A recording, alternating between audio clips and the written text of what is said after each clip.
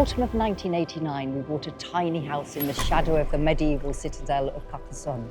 It was a little run down, but it was the best view in France, where the Cathars had lived and died and been persecuted in the 13th century. And that was it. I fell in love with the Languedoc.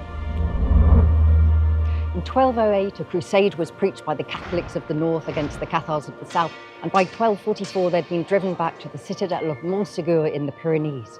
We know that just before the citadel fell, 2 men left carrying the Cathar treasure.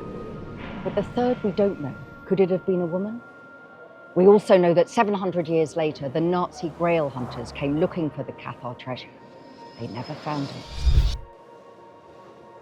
So you see, fiction takes over where history runs out. And when I first went to Montségur, I had all the voices in my head of what happened on the 16th of March, 1244, and the Cathars being burnt in the pyre.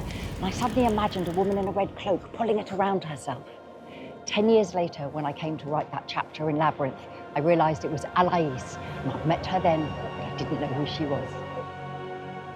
So to celebrate the 20th anniversary of the publication of the novel that took the world by storm, I'm going on a one-woman theatre tour. We're going to celebrate the landscape, the soundscape, the music, the myth and the legend.